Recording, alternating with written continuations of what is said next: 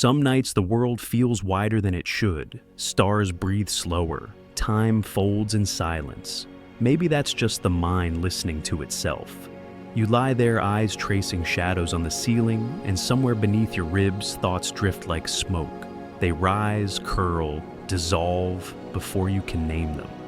Scientists call this the default mode network, your brain's quiet hum when nothing demands attention. It's the sound of you unfiltered. Before we begin, if you find comfort in these quiet journeys, you might like to stay a while. Tap the like button, gently subscribe if you'd like more stories told softly, and ring the little bell, not for noise, but so the next quiet night can find you when you need it most. Now, let's drift.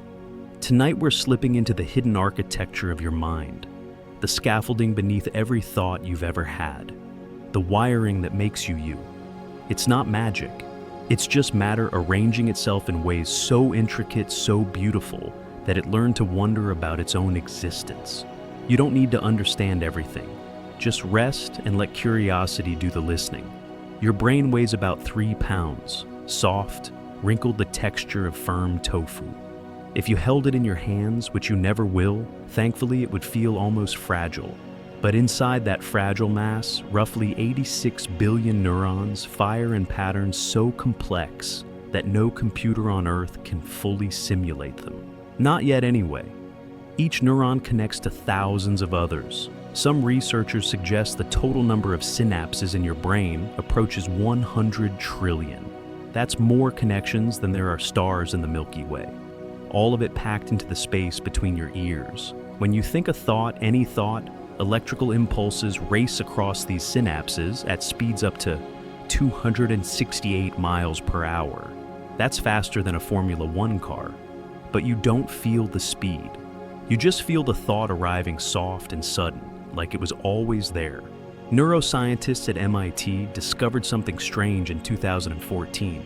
They found that your brain makes decisions about 7 seconds before you consciously realize you've decided. 7 seconds. That's enough time to tie your shoes, to blink a dozen times, to say, "I don't know," 3 times over. So, when you think you're choosing what to say, what to do, where to look, your brain has already chosen. You're just catching up to yourself. Does that bother you? It bothers some people. The idea that free will might be an illusion, a story your consciousness tells itself after the fact. But maybe it's comforting. Maybe it means you can stop trying so hard to control everything. Your brain's been running the show all along, and honestly, it's doing a pretty good job keeping you alive. Right now, as you listen, about 20% of your body's oxygen is feeding your brain. 20% for an organ that's only 2% of your body weight. It's greedy. It has to be. Thinking burns energy around 320 calories a day just for basic operations. That's equivalent to running 2 miles, except you're lying still doing nothing but existing. Your brain is also incredibly lazy, not in a bad way, in a survival way. It's constantly looking for shortcuts, patterns, predictions, anything to avoid the exhausting work of processing every single piece of information the world throws at you. This is why you can read a sentence with missing letters and still understand it. Why you recognize faces in clouds and toast in the grain of wood. Your brain fills in gaps. It guesses. Most of the time, it's right. Sometimes it's beautifully wrong. There's a famous experiment by psychologist Daniel Simons. He showed people a video of students passing basketballs. The task was simple: count how many times the players in white pass the ball. Most people focus so hard on counting that they completely miss the person in a gorilla suit walking through the middle of the game, beating their chest, then walking off. About 50% of people don't see the gorilla, not because they're unobservant, because their brain decided it wasn't important. It filtered it out. Attention is selective. You see what you expect to see. Everything else becomes invisible. What are you not seeing right now? Maybe that's the quietest truth about consciousness. It's not a spotlight illuminating everything. It's more like a narrow beam in a dark room. You see only what the beam touches. The rest exists in shadow, processed but not perceived. Your brain handles about 11 million bits of sensory information every second. Sight, sound, touch, taste, smell, all flooding in at once. But your conscious mind can only handle about 40 bits per second. That's it. 40 out of 11 million. So, what happens to the rest? It sinks below, into the subconscious, into the quiet machinery that runs your heartbeat, adjusts your breathing, keeps you balanced when you walk. The parts of you that never sleep.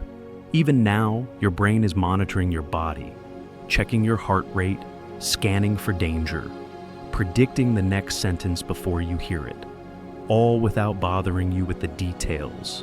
Sometimes, though, the details surface. A word on the tip of your tongue, a memory you can't quite reach, a feeling that something's wrong, but you don't know what.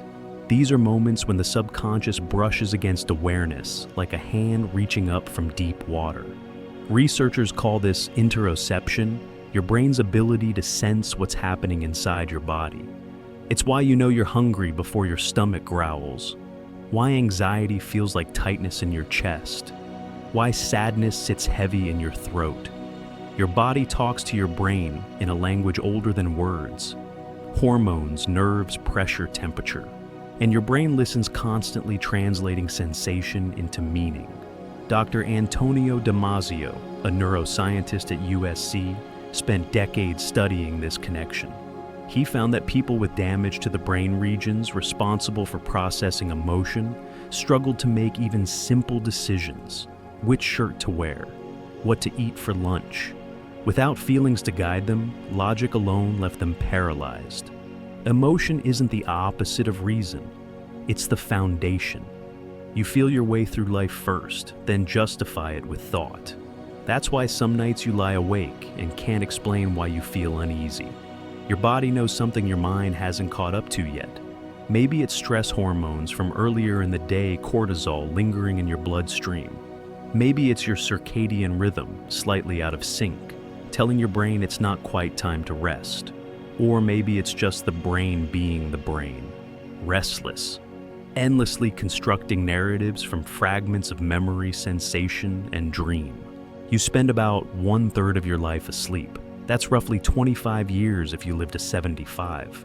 And yet scientists are only beginning to understand what sleep actually does. They know it consolidates memories, flushing out toxins through the glymphatic system.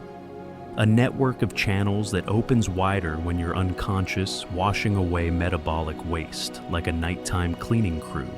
But there's more happening. During REM sleep, your brain replays the day's experiences, strengthening some neural connections, pruning others.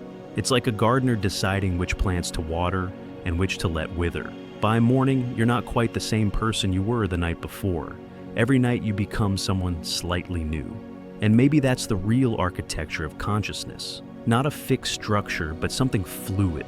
A river that carves new paths through stone, slowly and visibly, until one day you look back and realize the landscape has changed. You carry every version of yourself inside you. The child who was afraid of the dark, the teenager who stayed up too late, the adult who learned that some questions don't have answers. They're all there layered like sediment, each one shaping the person you are now. Your brain holds the map of your entire life. Not perfectly. Memory is a liar. It edits and then stitches together fragments into something that feels true. But even the lies tell a story about who you needed to become. Right now in this moment, your brain is doing what it does best. Listening, wondering, trying to make sense of patterns in the dark. And maybe that's enough. To listen, to wonder, to rest in the quiet architecture of your own mind. Darkness changes everything. Not just what you see, but how you think. There's a reason confessions happen at night. Why secrets slip out easier after midnight. Why the same worry that seemed manageable at noon becomes overwhelming at 3 a.m. Your brain processes the world differently when the sun goes down. Scientists at the Salk Institute discovered that your circadian rhythm doesn't just control sleep. It actually changes which genes are active in your brain throughout the day. Morning you and midnight you are running on slightly different biological software, same hardware, different programs. During daylight hours, your prefrontal cortex, the part that makes rational decisions that tells you, don't send that text, operates at full strength. But as night falls, activity in this region decreases. The logical guard at the gate gets tired. Other parts of your brain start speaking louder. This is why you make different choices at night. Why online shopping at 2 a.m. feels like a good idea. Why that person you blocked 6 months ago suddenly seems worth texting. Your inhibition's lower, not because you're weak, but because your brain chemistry is literally different. Melatonin rises, cortisol drops, serotonin shifts. Each hormone, a tiny switch flipping in the dark. Your brain starts producing more adenosine. It builds up in your system. With every hour you're awake, slowly, steadily, like snow, accumulating on a roof. By the time night arrives, adenosine has reached levels high enough to make you feel that familiar heaviness. The weight behind your eyes, the softness in your limbs. Adenosine is your brain's way of tracking time, not clock time, biological time. Caffeine works because it blocks adenosine receptors. It doesn't give you energy, it just prevents your brain from feeling how tired you actually are. Right now, wherever you are in the world, adenosine is rising. You can feel it, can't you? That gentle pull downward. Researchers at Berkeley found something fascinating about sleep deprivation. When people stayed awake for 24 hours, their brains showed increased activity in the amygdala, the region responsible for fear and emotional response. At the same time, the connection between the amygdala and the prefrontal cortex weakened. Logic couldn't calm emotion anymore. Everything felt more threatening, more intense, more real. One night without sleep, and your brain starts seeing danger everywhere.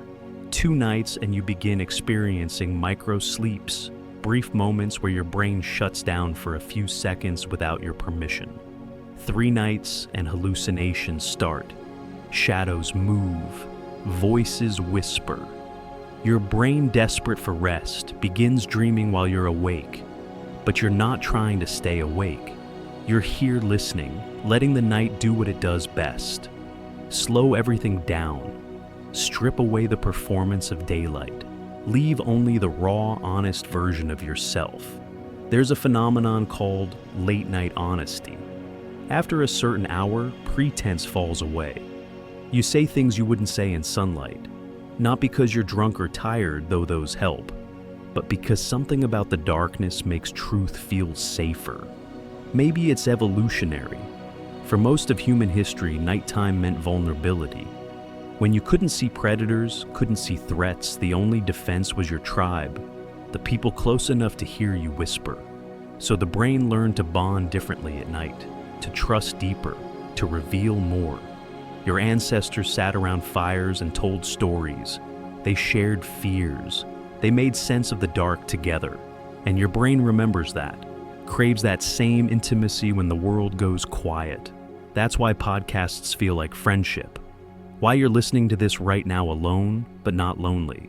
Your brain is doing what it's been trained to do for 200,000 years. Find a voice in the darkness and feel less afraid.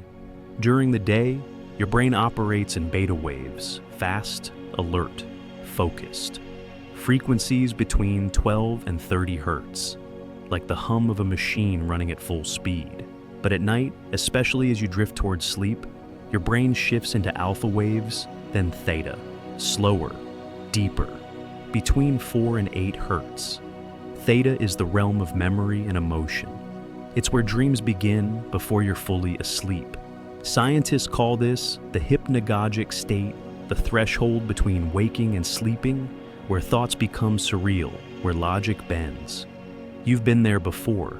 That moment when you're almost asleep and suddenly you jerk awake, convinced you're falling.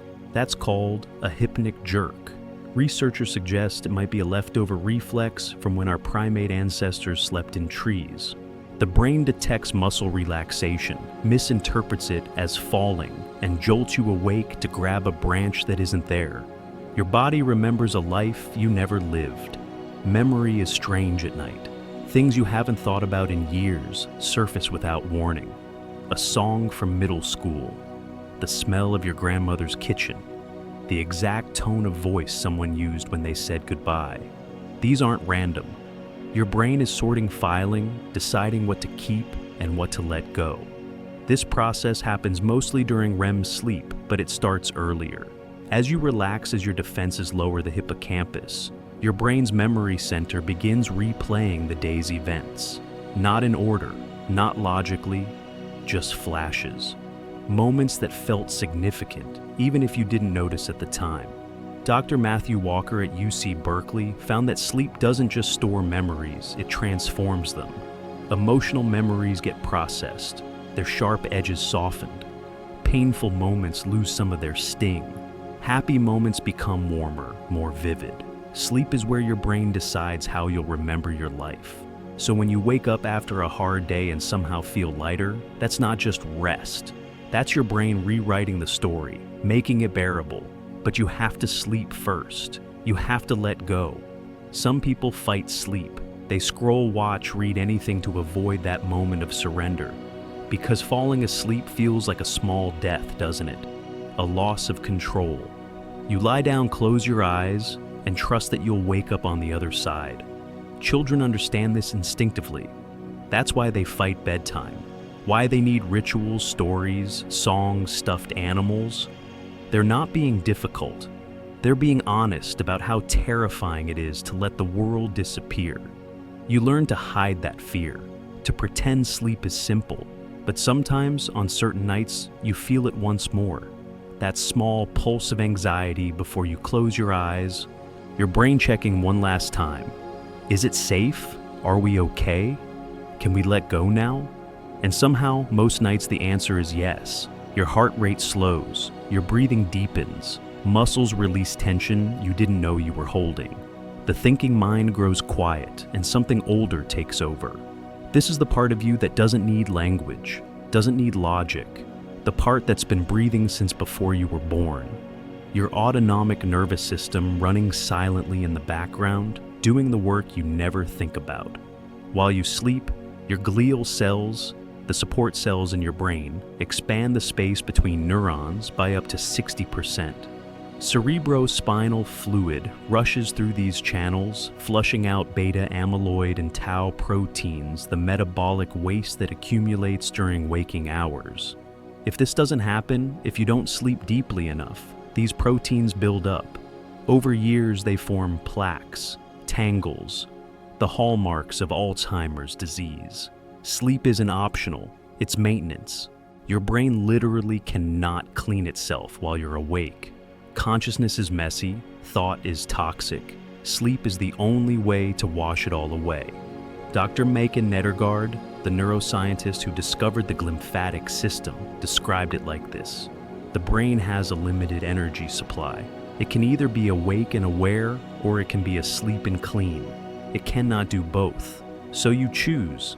Every night, awareness or cleanliness, thought or health. Mostly you choose health, because the body is wise. It knows what the mind forgets, that survival depends on surrender. That strength comes from letting go.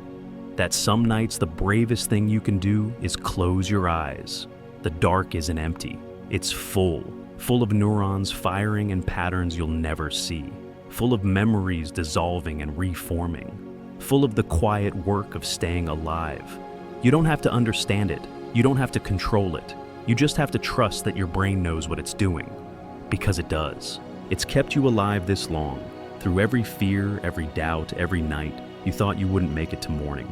And here you are, breathing, listening, drifting somewhere between thought and dream. Your eyes are open, but you're not really seeing. Not everything, not even close. Right now, there are hundreds of objects in your field of vision. Colors, shapes, shadows, moving at the edge of awareness. But your brain isn't processing all of it. It can't. So it chooses. It decides what matters and deletes the rest before you even know it was there. This isn't a flaw. It's survival. In the 1990s, researchers at Harvard ran an experiment that changed how we understand attention. They showed people a video of students passing basketballs. Simple task, count the passes made by players wearing white. Easy right. Except halfway through the video, someone in a gorilla suit walks into frame, stops in the middle of the court, beats their chest and walks off. Takes about 9 seconds. Impossible to miss. About 50% of people miss it completely. They're so focused on counting passes that their brain filters out the gorilla. Not because they're stupid or unobservant, because attention is a spotlight and you can only shine it in one direction at a time. Everything else fades into background noise. You've experienced this. You're looking for your keys, scanning the counter, the table, the coat rack. They're sitting right in front of you, but you don't see them. Not until you stop looking. Not until your brain shifts its filter. Or you're driving home, lost in thought, and suddenly you're in your driveway with no memory of the last 10 minutes. Your brain was driving. You were somewhere else. Highway hypnosis psychologists call it. Your conscious mind disengages trust the autopilot and disappears into itself. Where do you go when you're not paying attention? What part of you is steering? Attention isn't just about seeing, it's about constructing reality. Every moment your brain is making thousands of predictions about what should happen, what you should notice, what deserves awareness. Most of the time, it's right, but sometimes it guesses wrong. There's a phenomenon called change blindness. Researchers at the University of Illinois demonstrated this in real life. A stranger approaches someone on campus and asks for directions, while the person is explaining 2 workers carrying a large door walk, between them blocking the view for a few seconds. Behind the door, the stranger is swapped with a completely different person, different height, different voice, different face. About 50% of people continue giving directions without noticing they're now talking to someone else. Your brain fills in gaps. It assumes continuity. It doesn't waste energy rechecking every detail because that would be exhausting, inefficient, and evolutionarily pointless. Better to trust the pattern and move on. But here's the unsettling part. You don't know what you're missing. You can't know. The gaps your brain fills in are invisible to you. You walk through life convinced you're seeing everything, when really you're seeing a rough draft, a sketch your brain colored in based on expectations. Dr. Daniel Simons, the psychologist behind the gorilla study, said this: "We experience far less of our visual world than we think we do. Most of what you call seeing is actually remembering, predicting, guessing. Right now you think you're aware of your surroundings, but you're only aware of what your brain decided is worth showing you. The rest is edited out, silenced, ignored. There could be 100 things happening around you that you'll never notice. Do you find that comforting or terrifying? Maybe both. Maybe it depends on the night. Attention is also limited by something called cognitive load. Your brain can only hold so much information in working memory at once. Researchers suggest the number is around 4 items, not 4 categories, 4 individual pieces of information. Try this. Someone reads you a list of 10 random numbers. How many can you repeat back? Most people manage about 7. That's your short-term memory limit, discovered in 1956 by psychologist George Miller. He called it the magical number 7+ or -2. But working memory, the part that actively manipulates information, is even smaller. Try solving a math problem in your head while also remembering a phone number. You'll feel your brain struggle juggling dropping one task to catch the other. This is why multitasking doesn't work. Not really. What you call multitasking is actually task switching your brain, rapidly shifting attention between 2 things, losing efficiency with every switch. Studies show it can take up to 23 minutes to fully refocus after an interruption. Think about how often you get interrupted, how often you interrupt yourself. Every notification, every thought, every time you pick up your phone, you're fragmenting your attention into smaller and smaller pieces. Your ancestors didn't have this problem. They had one task: survive, find food, avoid danger, stay alert. Their attention was whole, undivided, because distraction meant death. You live in a world designed to fracture focus. Every app, every ad, every ping is engineered to steal seconds of your awareness. and your brain built for a different world tries to keep up. It scatters itself across a dozen tiny tasks and wonders why it feels exhausted. But sometimes, late at night, when the world goes quiet, your attention comes back together. The scattered pieces drift home. You're not checking anything, not doing anything, just lying there, present, whole. That feeling of relief you get, that's your brain finally resting, not sleeping, resting. Attention is expensive. It burns glucose, consumes energy, wears you down. When you stop demanding it, when you let your mind wander, your brain shifts into something called the default mode network. This is the part of your brain that activates when you're doing nothing, daydreaming, staring out windows, letting thoughts drift without direction. Neuroscientists used to think this was wasted time, mental static. Then they realized the default mode network is where creativity happens, where problems solve themselves, where your brain makes connections it couldn't make while you were trying. You've had this experience. You're struggling with a decision, thinking in circles, and finally you give up and take a shower. Halfway through washing your hair, the answer arrives. Obvious, clear, like it was always there. That's not luck. That's your default mode network doing the work you couldn't do consciously. Dr. Marcus Rachel at Washington University discovered this network by accident. He was studying brain activity during focused tasks and noticed something strange. Certain regions became more active when people stopped trying, when they relaxed, when they let go. Letting go is productive. Rest is work. Attention isn't just what you focus on, it's also what you stop focusing on. Have you noticed how hard it is to do nothing anymore? How uncomfortable it feels to sit without a screen, without a distraction, without something pulling your attention outward? That discomfort is learned. Children can sit and stare at clouds for hours. Somewhere along the way, you forgot how. You trained yourself to need stimulation, to fear boredom, to treat empty moments like failures. But boredom isn't emptiness, it's potential. It's the space where attention gathers itself back together, where thoughts surface that couldn't surface before. Maybe that's what you're doing right now, giving yourself permission to be bored, to listen without doing, to let attention soften instead of sharpen. Your brain is capable of extraordinary focus. Under the right conditions, with the right motivation, you can enter a state psychologists call flow. Time disappears. Effort feels effortless. You lose yourself in the task, and hours pass like minutes. Dr. Mihaly Csikszentmihalyi spent decades studying flow. He found it requires a perfect balance. The task must be challenging enough to engage you, but not so hard that you feel overwhelmed. Too easy and you get bored. Too hard and you get anxious. But right in the middle, in that narrow channel, flow becomes possible. Most of life doesn't happen in flow. Most of life is maintenance. Dishes, emails, small decisions that don't matter, but still require attention. Your brain moves through these tasks on autopilot, conserving energy, waiting for something that demands full engagement. Some people meditate to train attention, to practice directing focus without judgment, without attachment. You sit, you breathe, you notice thoughts arising and let them pass. Sounds simple, it's not.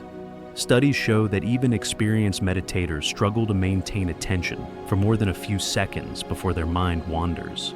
But the practice isn't about perfect focus. It's about noticing when you've lost focus and gently bringing it back. Over and over, thousands of times. That's the skill. Not attention itself, but the return to attention.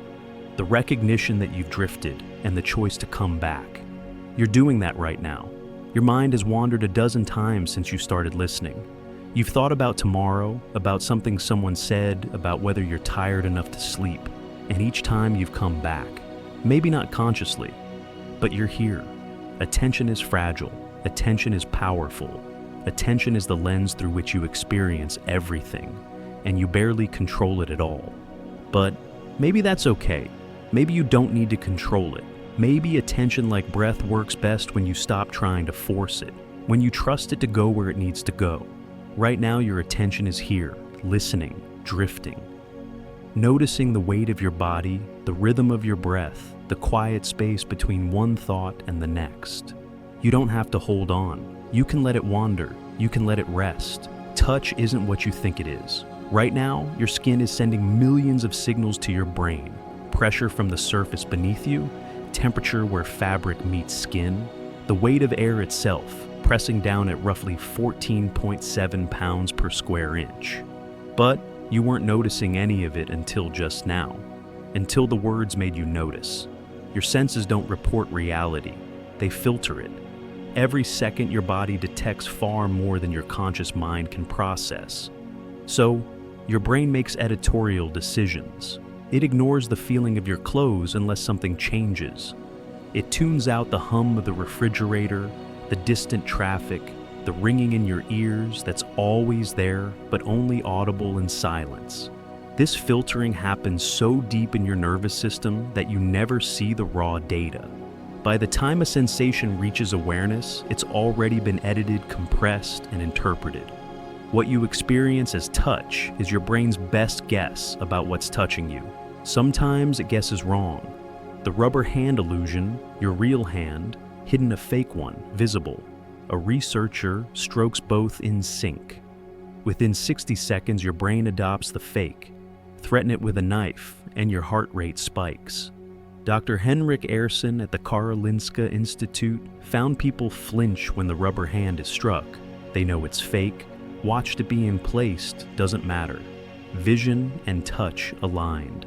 To your nervous system, alignment means truth. Your body is a question your brain keeps trying to answer. Where am I in space? What's touching me? Am I safe? Most of the time, these answers happen below consciousness. Your cerebellum tracks your position, adjusts your balance, coordinates movement without asking permission. You reach for a glass of water, and your hand moves through space with precision you couldn't consciously calculate. Distance, speed, angle, grip, strength all computed instantly by systems you can't access. Which means most of what you do, you don't decide to do. You just do it. Your brain handles the details and reports the results as if you were in control the whole time. Proprioception is the sense you didn't know you had. Close your eyes and touch your nose. You can do it perfectly because receptors in your muscles and joints constantly update your brain on their position. But damage those receptors and proprioception disappears. Ian Waterman lost this sense after a viral infection at age 19. He can't feel his body below the neck. To move, he has to watch his limbs and consciously direct every motion. Walking requires the concentration most people use to solve complex math. If the lights go out, he collapses. His brain can send movement commands, but without sensory feedback, it doesn't know if the body is obeying. You take this sense for granted. Right now, without looking, you know exactly where your hands are. You can feel the space your body occupies. You are oriented in three-dimensional space through a constant stream of unconscious data your brain processes every millisecond. Remove that stream, and you'd be lost inside your own skin. Senses also lie to each other. Your brain trusts vision more than any other sense, so when vision contradicts the others, vision usually wins. The McGurk effect. You hear someone say, ba ba ba, while watching their lips form ga ga ga. What you actually hear is da da da, a sound that was never spoken. Your brain averaged the mismatch and invented a compromise. This happens automatically. Even when you know it's an illusion, even when you close your eyes and confirm the sound is ba, the moment you watch the lips again, you hear daw. You can't unhear it. Researchers Harry McGurk and John McDonald discovered this by accident in 1976. Since then, it's become one of the most reliable demonstrations that your senses construct experience rather than reflect it. What you experience as the world is a collaboration between senses, each contributing information, sometimes agreeing, sometimes conflicting. And when they conflict, your brain has to decide which to trust. Motion sickness is sensory mismatch. You're in a car reading a book. Your eyes see stillness. Your inner ear feels acceleration turns stops. The sensory conflict confuses the brain, which interprets the confusion as poisoning. So, it triggers nausea, a defense mechanism against toxins that makes no sense in a moving vehicle but made perfect sense 10,000 years ago. Your body is running ancient software in a modern world. Most of the time it works, sometimes it doesn't. Smell is the oldest sense, the most primitive. It bypasses the thalamus, the brain's sensory relay station, and connects directly to the limbic system where emotion and memory live. This is why smell triggers memory so powerfully. A stranger's cologne reminds you of your father. Fresh bread takes you back to childhood. The scent of rain on concrete is summer. His freedom is a specific afternoon you didn't know you'd remember forever. Proust wrote about this. He called it involuntary memories that surface without intention, triggered by sensation rather than thought. He tasted a Madeleine dipped in tea, and suddenly he was a child, sitting in his aunt's house, feeling everything he'd forgotten he'd felt. Neuroscientists confirmed what Proust intuited. The olfactory bulb connects directly to the amygdala and hippocampus. Smell reaches emotion and memory before it reaches language, before it reaches conscious thought. By the time you identify a smell, you've already felt it. What's the smell that takes you back? Everyone has one. Wood smoke, chlorine, old books, vanilla. Something buried so deep that encountering it feels like time travel. Your subconscious recognizes it first. Your body responds, heart rate changes, breath shifts, posture softens or tightens. Then maybe a second later, the memory arrives. Not as thought, but as feeling. Not, I remember, but I am there. Taste is simpler than you think. You have 5 basic tastes: sweet, salty, sour, bitter, umami. That's it. Everything else you think you're tasting is actually smell. Block your nose and wine tastes like sour water. Chocolate loses complexity. An apple and an onion become nearly identical. Flavor is a collaboration between taste and smell, with texture and temperature adding context. Your brain integrates all these signals into the unified experience you call eating. But take away smell and the illusion collapses. Senses don't exist in isolation. They're a network constantly cross-referencing, building consensus reality. And when one sense goes dark, the others try to compensate. Blind individuals often develop heightened hearing, not because their ears improve, but because their brain reallocates the processing power that would have gone to vision. The auditory cortex expands, claims unused neural real estate, and suddenly small sounds become rich with information. Neuroplasticity. The brain's ability to rewire itself means your sensory experience is flexible, adaptable. Lose a sense and the brain rebuilds the map. But most people never push their senses to their limits. You live in a narrow sensory bandwidth, noticing only what's loud, bright, or painful. The rest fades into background. Right now, there's a sound in your environment you've been ignoring. Maybe it's a clock ticking. Maybe it's your own breath. Maybe it's the hum of electricity in the walls. It's been there the whole time. You just filtered it out. Can you hear it now? That's your brain deciding what matters, and it's wrong as often as it's right. Filtering out beauty along with noise. Dismissing sensation because it's familiar, constant, safe. The subconscious notices everything. Every flicker of movement, every shift in temperature, every micro-expression on a stranger's face. It processes the data, makes predictions, and sends up feelings when something seems off. You've had this experience. You walk into a room and immediately feel uncomfortable. You can't explain why. Nothing looks wrong, but your body knows. Your subconscious detected something, a tone of voice, a posture, a detail too subtle for conscious awareness, and it's warning you. Dr. Gerd Gigerenzer calls this gut feeling intelligence. Your subconscious has access to vast amounts of information, your conscious mind doesn't. It's faster, broader, more intuitive. Not magical, just well-informed. Trust it, not blindly, but don't dismiss it either. That uncomfortable feeling might be pattern recognition happening too fast for words. Your body speaks a language older than thought. Tension in your shoulders, tightness in your throat, butterflies in your stomach. These aren't metaphors, they're signals. Your nervous system communicating through sensation what it can't communicate through language.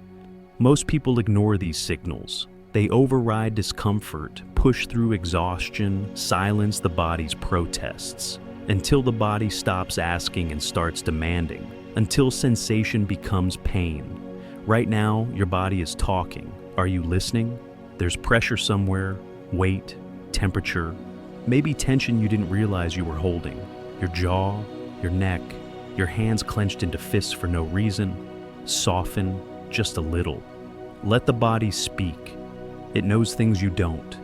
It remembers things you've forgotten.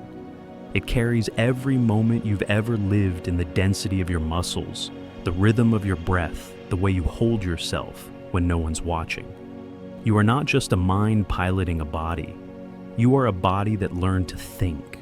And sometimes thinking gets in the way of feeling, of sensing, of being here now, alive in skin and bone and nerve. So rest. Let the senses do what they do. Let them filter, interpret, create the world you're experiencing. You don't need to control it. You don't need to understand it. You just need to feel it. Sometimes you know things before you should. You meet someone and within seconds something in your chest tightens. No reason. They haven't said anything wrong. They're smiling, polite, saying all the right things. But your body has already decided danger. Not safe. Stay alert. You ignore it. You tell yourself you're being paranoid, judgmental, unfair. And then 6 months later, you find out you were right. They were exactly what your body said they were. How did you know intuition is pattern recognition, happening faster than conscious thought? Your brain has seen thousands of faces, voices, postures. It's learned which patterns predict danger, which predict safety. And when it detects a familiar pattern, it doesn't wait for you to figure it out. It just sends the signal something's wrong. Dr. Gerd Gigerenzer at the Max Planck Institute spent decades studying intuition. He found that experts in any field, doctors, firefighters, chess masters, make better decisions when they trust their gut than when they try to analyze every variable. Not because analysis is bad, but because conscious thought is slow. Intuition is fast. It's your brain accessing decades of experience in a fraction of a second. A firefighter evacuates a building seconds before the floor collapses. Couldn't explain why fire looked manageable, something felt wrong. Later, basement fire, hotter than visible flames suggested. His gut ran the calculation before his mind caught up. Researchers call this thin slicing. Your brain takes a thin slice of information, a micro expression, a tone of voice, a detail so small you don't consciously register it, and extrapolates an entire conclusion. Most of the time it's accurate, sometimes it's not, but it's always trying. Malcolm Gladwell wrote about art experts who could identify a fake sculpture within seconds, even though all documentation said authentic. They couldn't explain their certainty, it just felt wrong. Chemical analysis later confirmed the fake. Their eyes had detected inconsistencies too subtle for language. Your body is always reading the room, always calculating threat levels, social dynamics, unspoken tensions. It does this without asking permission, without giving you a report. It just acts. Heart rate increases, palms sweat, pupils dilate. By the time you feel anxious, your nervous system has been responding for several seconds. This is the autonomic nervous system at work. Sympathetic and parasympathetic branches constantly adjusting your internal state based on external cues. Fight or flight. Rest and digest. You don't choose which mode you're in. Your body chooses based on what it perceives, and it perceives more than you do. University of Iowa study participants played a card game rigged with good decks and bad decks. After about 50 cards, people started favoring the good decks without knowing why, but skin conductance sensors showed their bodies knew much earlier around card 10. Their palms started sweating when reaching for the bad decks, even though consciously they had no idea which was which. Your body learns before your mind does. This happens because the amygdala, your brain's fear center, processes information about 12 milliseconds faster than the visual cortex. You can be afraid of something before you consciously see it. Your body reacts to threats your eyes haven't finished rendering.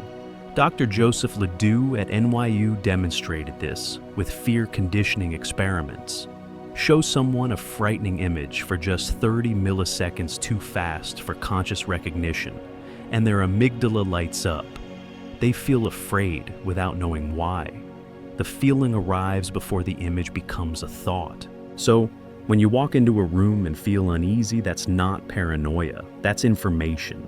Your amygdala detected something. Maybe body language, maybe vocal tone, maybe a smell you're not consciously noticing, stress pheromones and sweat, the metabolic signature of adrenaline. Human beings are better at detecting these signals than we admit. Do you trust your gut, or do you talk yourself out of it? Most people override intuition with logic. They convince themselves they are overthinking being irrational, letting emotion cloud judgment. Sometimes that's true, but sometimes logic is just slower. Intuition has already run the calculation and sent up the answer. Logic is gathering data. The trick is knowing which to trust. Intuition works best in domains where you have experience.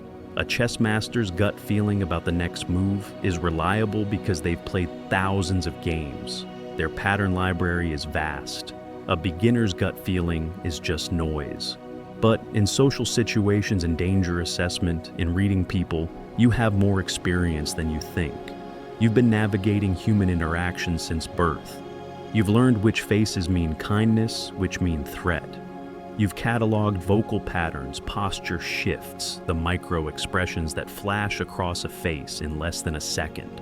Paul Ekman spent his career studying these micro expressions. He found that certain emotions, fear, anger, disgust, surprise, happiness, sadness, produce universal facial expressions that last about 1/25th of a second, too fast to fake, too fast to consciously control, but not too fast for your subconscious to detect.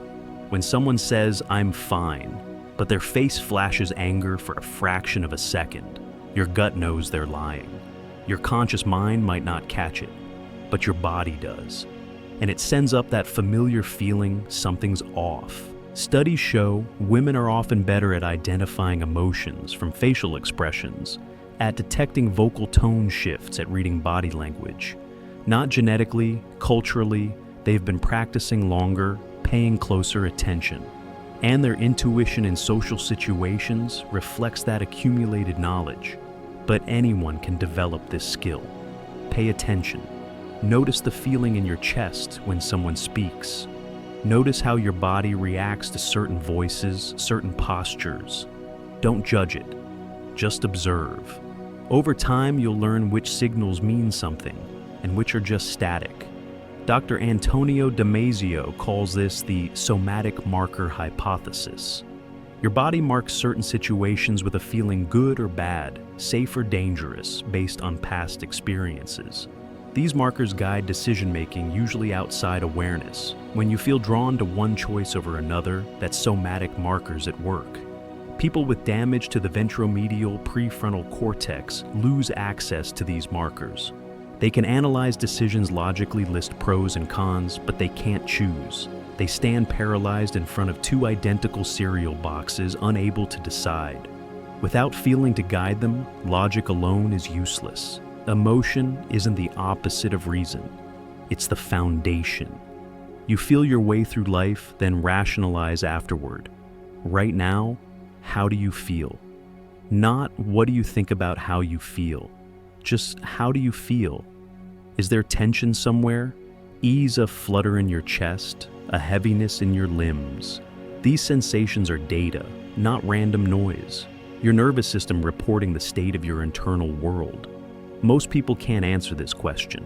They've spent so long ignoring their body that they've lost the ability to hear it. They don't notice they're holding their breath until they gasp. Don't notice their shoulders are up around their ears until pain forces awareness.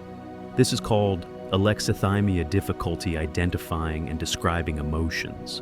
It's not a disorder for most people, it's just lack of practice.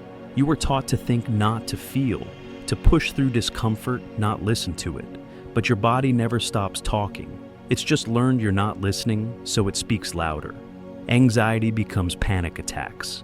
Stress becomes chronic pain. Sadness becomes exhaustion so deep you can't get out of bed. The body will be heard one way or another. Interoception is the sense of your internal state.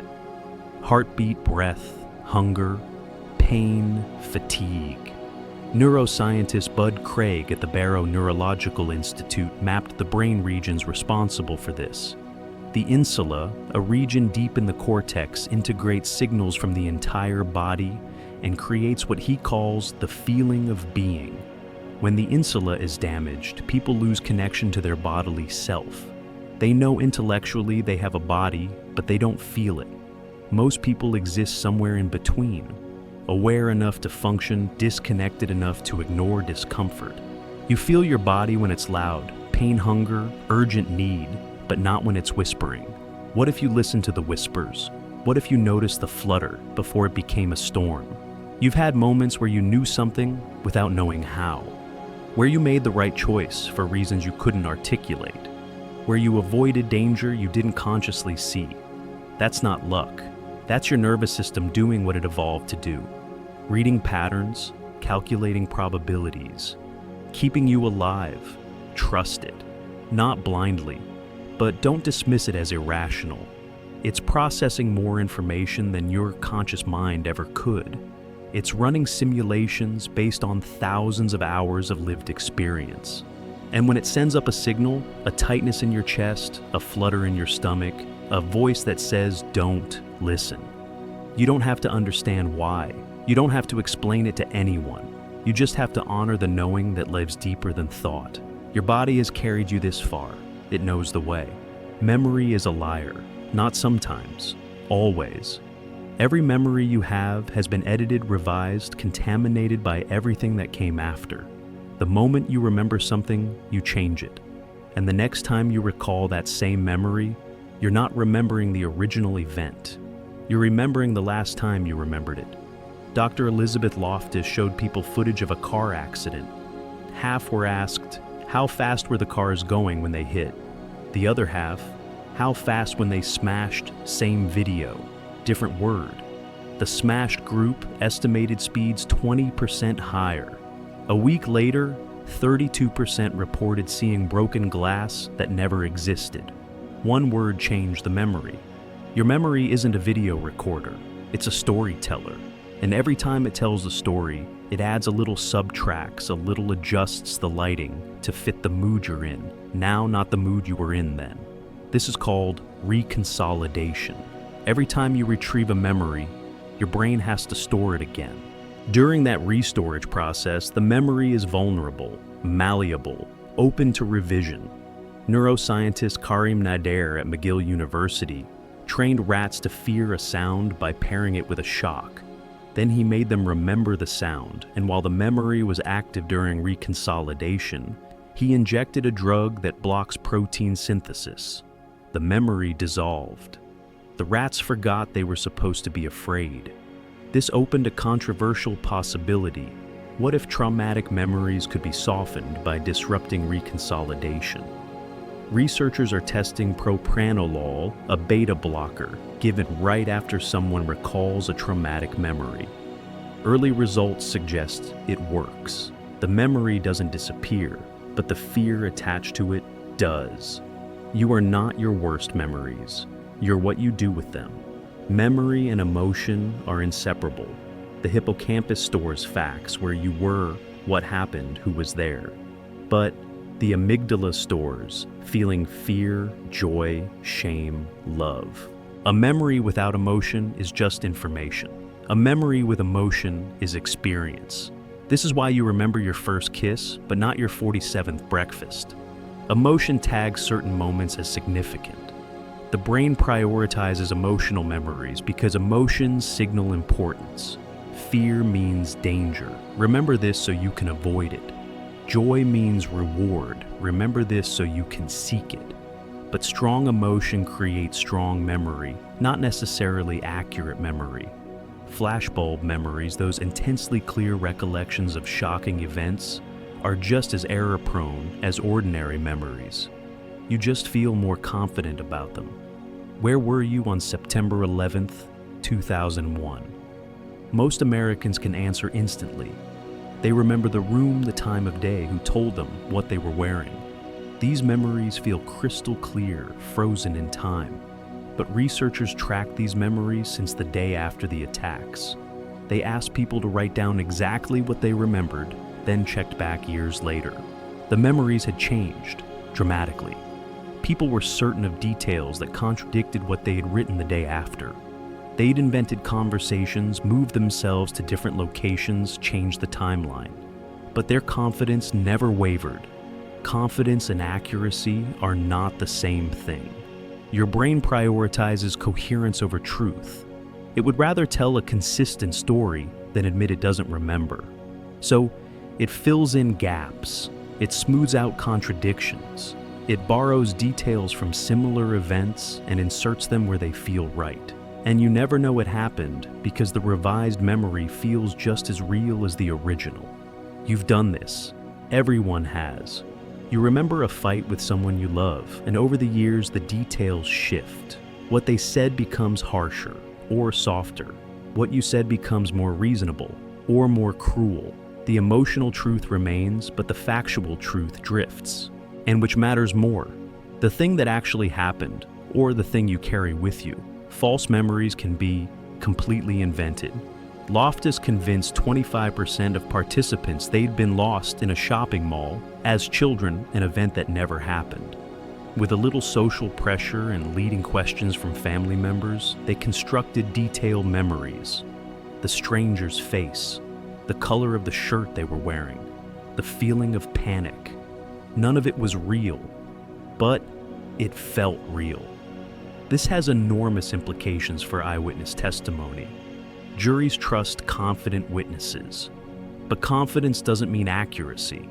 Thousands of people have been wrongly convicted based on eyewitness testimony. DNA evidence later proved them innocent, but the witness still remembers seeing them. The memory was never accurate to begin with. Your memory is designed for survival, not truth. It's designed to extract meaning, to learn patterns, to help you navigate the world more effectively. Whether the details are perfectly accurate matters less than whether the lesson is useful. You touched a hot stove once. You don't need to remember the exact temperature, the precise location of the burn, the time of day. You just need to remember hot stove equals pain. Don't touch. That's what your brain cares about. The gist, the feeling, the takeaway. Childhood memories are especially unreliable. Most people can't remember anything before age 3 or 4. This is called childhood amnesia. The hippocampus isn't fully developed. Memories form, but they don't consolidate properly. They fade almost as fast as they're made. What you think you remember from early childhood is usually a reconstruction based on photos, stories your parents told you, or later experiences that feel like they could have happened back then. Some memories hurt. You replay them at night, wishing you'd said something different, done something different, been someone different. The memory loops deepens, becomes more painful with each repetition. But every time you replay it, you're reinforcing it. Every time you ruminate, you're making the neural pathway stronger. You're teaching your brain that this memory matters, that it deserves space, that it should be readily accessible. You're keeping the wound open. Dr. James McGaugh at UC Irvine studied people with hyperthymesia, the inability to forget. They remember every day of their lives in perfect detail. What they ate for breakfast on a random Tuesday 20 years ago. What the weather was like. What they were wearing. You'd think this would be a gift. It's not. It's torture. They can't move past painful memories because the memories never fade. They're trapped in the past, unable to let go, unable to heal. Forgetting, it turns out, is a feature, not a bug. Your brain knows this. It's constantly deciding what to keep and what to discard. Sleep is when most of this happens. During REM, your brain replays, memory strengthens the ones tagged as important, and lets the others dissolve. By morning, you've forgotten most of yesterday. You remember the highlights, the low points, the moments that felt significant. The rest is gone, and that's mercy. If you remembered everything, you'd be paralyzed by the weight of it. You need to forget in order to move forward. What do you want to remember about today? What do you want to let go? Your brain will decide for you whether you like it or not. It will keep the feeling and discard the details. It will revise the story to fit the person you're becoming. And in 10 years, you'll remember tonight differently than you're experiencing it now. Maybe softer, maybe sharper, maybe not at all. But right now in this moment, you're here. Breathing, listening, creating a memory that will change the moment you try to recall it. So maybe the point isn't to remember perfectly. Maybe the point is to be here fully, here, to feel what you're feeling without needing it to last forever. Memory is temporary. Experience is all you have. Loneliness registers in the brain the same way physical pain does. Researchers at UCLA put people in an fMRI scanner and had them play a game where other players were programmed to exclude them. The brain scans showed something remarkable. The anterior cingulate cortex, the region that lights up when you stub your toe or burn your hand, activated intensely during social rejection. Your brain doesn't distinguish between a broken bone and a broken connection. Pain is pain. This isn't poetic. It's neurological. Social pain and physical pain share the same circuitry because for most of human history, they were the same threat. Without the tribe, you had no food, no protection, no chance of survival. Your brain evolved to fear loneliness the way it fears fire. Dr. Naomi Eisenberger, who led that UCLA study, found that people with higher pain tolerance also handle social rejection better. They're not emotionally tougher. They literally feel it less. The same neural mechanisms that dampen physical pain also dampen social pain. Which means when someone says that really hurt about being excluded or ignored, they're not exaggerating. They're reporting accurately. You've felt this. Someone you care about stops responding to your messages. Or a group makes plans without including you. Or you walk into a room and the conversation stops. That physical sensation, the weight in your chest, the tightness in your throat, that's your brain processing threat. Connection isn't optional. It's biological. Studies show that chronic loneliness increases mortality risk by about 26%. That's comparable to smoking 15 cigarettes a day. Isolation kills, not slowly, measurably. But you can be surrounded by people and feel completely alone. Loneliness isn't about physical proximity. It's about emotional connection, about being known. Dr. John Cacioppo studied loneliness at the University of Chicago. He found that lonely people have higher cortisol levels throughout the day. Their immune systems are weaker. They sleep worse. Their inflammation markers are elevated, increasing risk for heart disease, diabetes, dementia. Loneliness doesn't just hurt, it damages. But connection heals. People with strong social bonds recover faster from surgery, experience less pain, live longer lives. Not because they have better medical care, because their bodies function better when they feel connected. Oxytocin is the molecule of connection, released during physical touch, eye contact, meaningful conversation. It lowers cortisol, reduces anxiety, increases trust. It's why hugging someone you love feels like medicine. It is medicine. Dr. Paul Zak at Claremont Graduate University calls oxytocin the moral molecule. People with higher baseline oxytocin levels are more generous, more empathetic, more likely to help strangers. They trust more easily and are more trustworthy themselves. You can increase oxytocin intentionally. 8-second hugs, eye contact that lasts a beat longer than comfortable, listening without interrupting, vulnerability that invites reciprocity, small acts that signal, I see you, you matter, you're not alone. Gratitude changes your brain. Researchers at Indiana University scanned people who practiced gratitude journaling for 3 months. Even after they stopped, their brain showed increased activity in the medial prefrontal cortex, the region associated with empathy and understanding others' perspectives.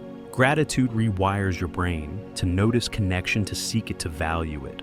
Dr. Robert Emmons at UC Davis found that people who regularly practice gratitude sleep better, exercise more, have stronger immune systems, and report greater life satisfaction. Not because their lives are easier, because their attention is different. They notice what's there instead of what's missing. This doesn't mean toxic positivity. It means recognizing that even in hard times, there are threads of connection holding you together. A friend who checks in, a stranger who held the door, the fact that you're breathing, that your heart is beating, that you're here. Gratitude is attention. Mirror neurons are why you flinch when someone else gets hurt, why you tear up during movies, why yawning is contagious. Discovered by Italian researchers in the 1990s, these neurons fire both when you perform an action and when you watch someone else perform it. Your brain simulates their experience. You don't just observe their pain or joy. You feel an echo of it. Dr. Giacomo Rizzolatti, who discovered mirror neurons, said they dissolve the barrier between self and other. When you watch someone smile, your smile muscles activate slightly. When you see someone cry, your mirror neurons fire as if you're crying too. You're always mirroring the people around you. Their emotions become yours. Their stress becomes your stress. Their calm becomes your calm. The people you spend time with literally shape your nervous system. Have you noticed how some people make you feel lighter just by being near them? How some conversations leave you energized and others leave you drained? That's not personality, that's biology. You're regulating each other's nervous systems constantly, unconsciously. Dr. Stephen Porges calls this co-regulation. Your vagus nerve, the main nerve of your parasympathetic system, monitors the people around you and adjusts your internal state to match theirs. If they're calm, your body relaxes. If they're anxious, your body tenses. You don't choose this. It happens automatically. This is why good therapy works. Not because of insight or advice, but because of presence. A therapist's regulated nervous system helps regulate yours. Their calm literally teaches your body how to be calm. Healing happens in the presence of someone whose nervous system can hold steady when yours can't. Someone who doesn't need you to be okay in order for them to be okay. Someone whose calm is stronger than your panic. That's what secure attachment looks like, and it's never too late to experience it. Compassion activates the brain's reward centers.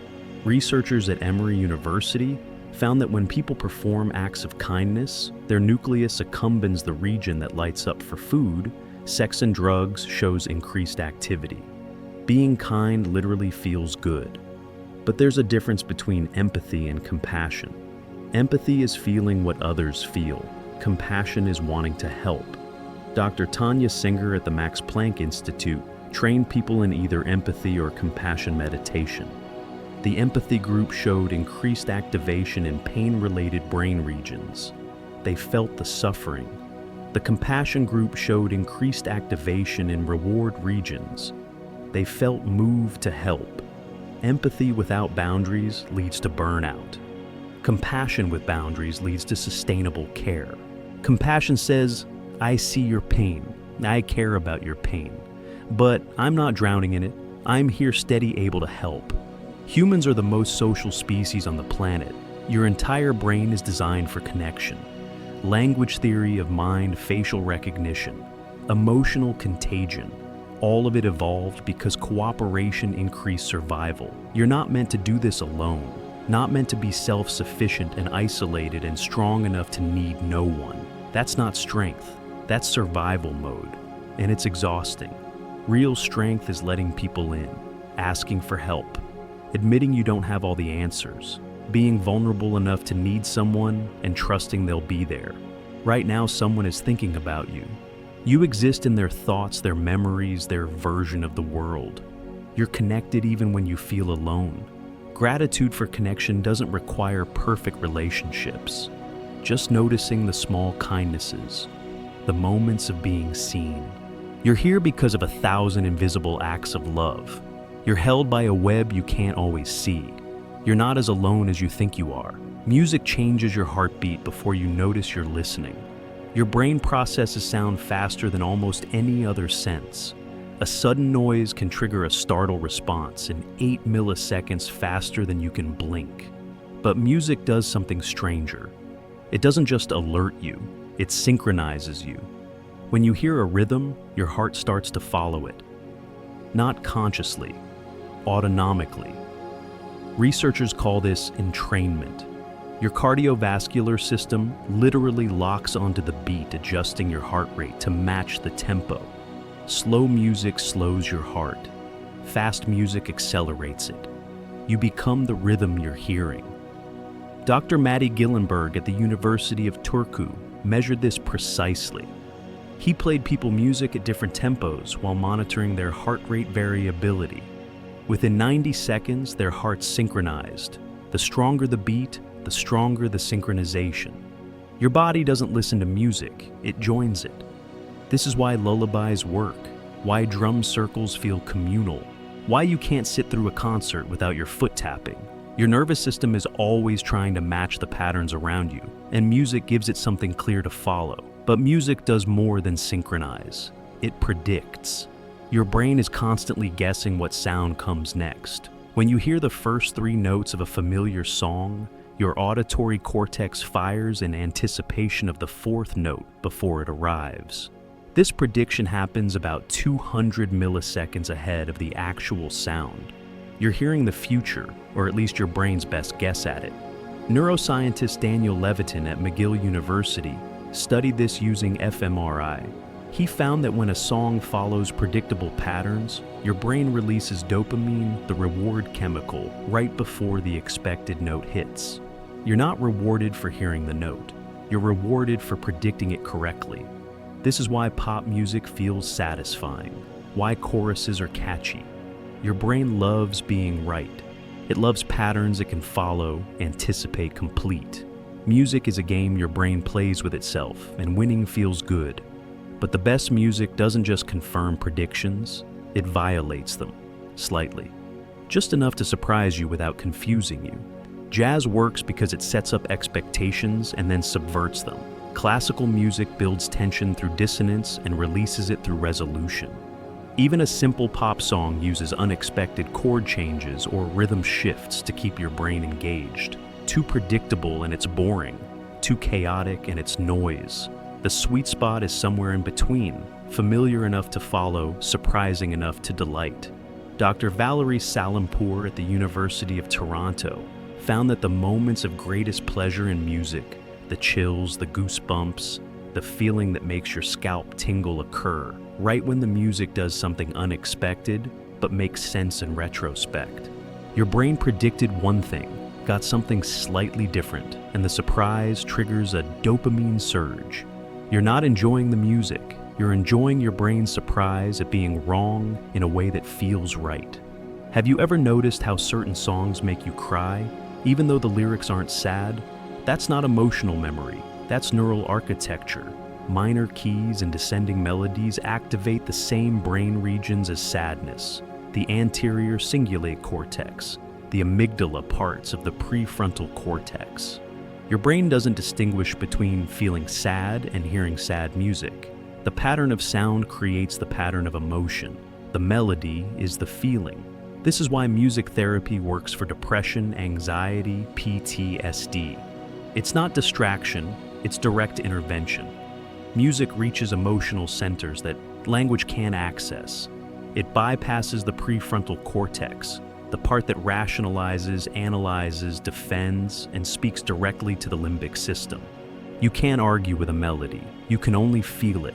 Neuroscientist Stefan Kulsch at the University of Bergen showed that listening to music you love for just 15 minutes lowers cortisol levels as much as some anti-anxiety medications. Not metaphorically, measurably. Music is chemistry. But here's the strange part. It only works if you choose the music. When someone else picks the music, even if it's the same song you would have chosen, the effect is weaker. Your brain needs agency. It needs to feel like it's controlling the sound, not being controlled by it. Background music in a waiting room doesn't calm you. Music you put on to calm yourself does. This is why playlists feel personal. Why people defend their taste in music so fiercely. You're not defending a preference. You're defending a tool you've learned to use to regulate your own nervous system. Music also changes how you perceive time. Fast music makes time feel like it's moving faster. Slow music stretches it. Music, not subjectively, objectively. Researchers at the University of London played people music at different tempos, while they estimated time intervals. The faster the music, the shorter their time estimates. Their internal clock literally sped up. This is why workouts feel shorter with music. Why road trips feel faster with the right playlist. Why silence feels longer than sound. Your brain measures time partly through events. The more that happens, the more time feels like it's passing. Music fills time with events. Beats, melodies, changes. Silence is one long event. Emptiness stretched thin, but silence isn't empty. When music stops, your brain keeps processing it. For about 30 seconds after a song ends, your auditory cortex remains active, replaying the patterns, consolidating the memory, finishing the prediction cycles that the music started. This is why sudden silence after loud music feels uncomfortable. Your brain expected more input and got none. It's reaching for patterns that aren't there. Dr. Robert Zatorre at McGill discovered that musicians' brains process silence differently than non-musicians. When trained musicians hear silence, their auditory cortex shows more activity, not less. They're hearing structure in the absence of sound. They're feeling the space where notes could be. John Cage wrote a piece called 4:33, 4 minutes and 33 seconds of silence. The performer sits at the piano and plays nothing. The point isn't the silence. It's what you hear during the silence. Ambient sound, your own breath, the room's acoustics, the audience shifting. Silence is never silent. It's just less structured. And structure is what your brain craves. Language evolved from music, not the other way around. Before humans had words, they had rhythm. Mothers hummed to babies. Tribes chanted together. Music was the first shared code, the first way to synchronize minds across bodies. Dr. Anirudh Patel at Tufts University found that every culture on Earth has music, but not every culture has the same musical scale, the same instruments, the same idea of what sounds good. Music is universal. The rules of music are not. This suggests music taps into something deeper than culture, something built into the architecture of the brain itself. Pattern recognition, temporal prediction, emotional resonance. The things that make you human are the same things that make you musical. You don't need training to respond to music. Babies as young as 6 months old can detect when a rhythm is off. They can tell when a melody is incomplete. They're not learning music, they're recognizing structure. Their brains are already tuned to pattern, already listening for the rules. And when the rules break, when a beat drops unexpectedly, when a note bends just slightly sharp, when silence holds longer than it should, that's when you feel it. In your chest, in your throat, in the space behind your eyes. That's your brain recognizing that something changed, that the pattern you were following just became a different pattern. And for a moment, you're suspended between what you expected and what you got. The space between prediction and reality. The gap where music lives. Right now, there's probably a song stuck in your head. A melody looping without permission. An earworm. Your brain playing itself a pattern it can't let go. That's not random. Earworms are usually songs with simple repetitive structures. Songs your brain can predict perfectly. It plays them because it's practicing. Because pattern recognition is a skill that improves with repetition. Your brain is training itself using music as weights. You can't stop it by trying not to think about the song.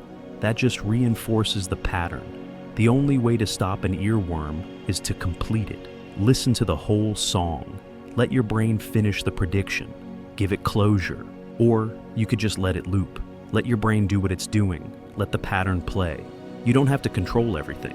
Sometimes the music inside you knows where it's going better than you do.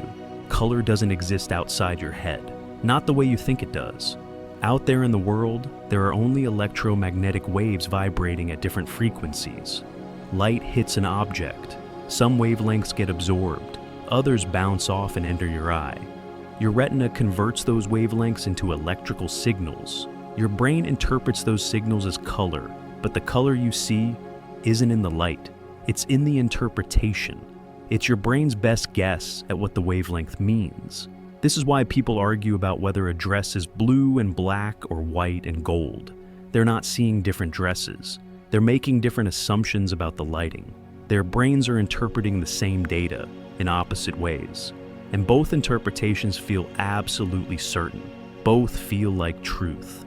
Dr. Bo Lotto at University College London spent his career proving that your brain doesn't see reality. It sees meaning. It takes ambiguous sensory data and constructs the most useful interpretation based on context, expectation, and past experience. What you call seeing is actually guessing informed by light. And your brain is wrong more often than you'd like to believe. The checker shadow illusion is famous for this. 2 squares on a checkerboard, one in shadow, one in light.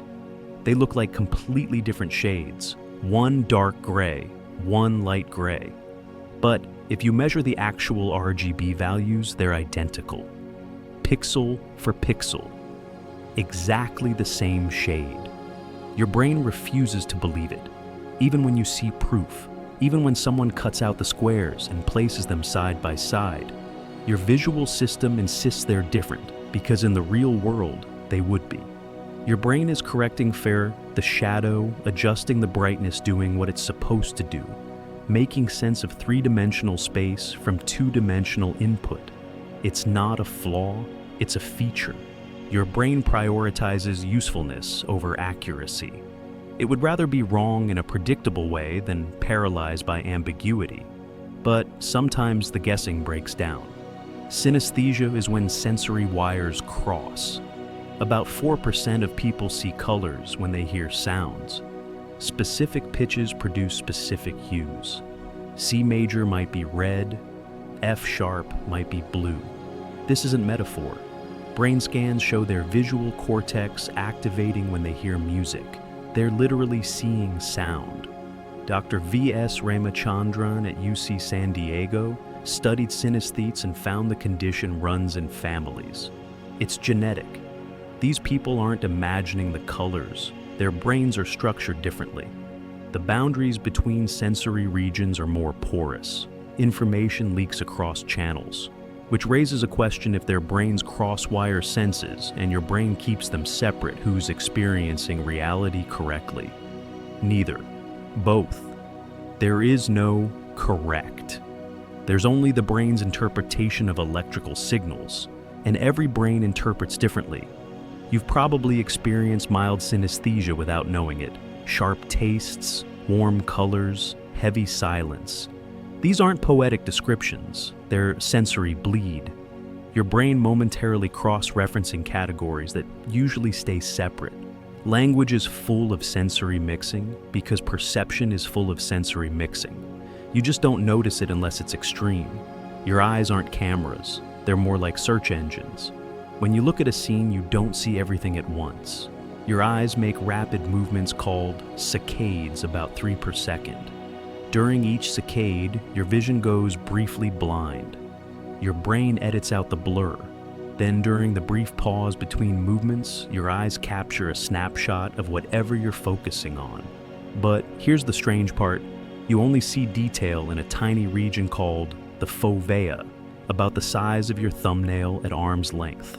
Everything outside that is peripheral vision, lower resolution, less color, more sensitive to motion, but terrible at detail.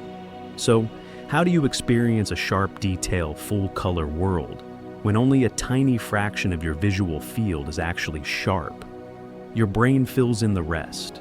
It takes the detailed snapshot from your fovea, combines it with lower resolution peripheral data, adds in memory of what was just there a moment ago, and creates a seamless panorama. You experience it as continuous. It's not. It's a patchwork, a collage, a reconstruction masquerading as perception. Dr. Michael Land at the University of Sussex tracked people's eye movements during everyday tasks. Making tea, walking, reading. Your eyes jump to the next thing you need just before you need it. Making tea. You look at the kettle before reaching for it. You look at the cup before pouring. Your eyes lead. Your hands follow. You're not consciously directing your eyes.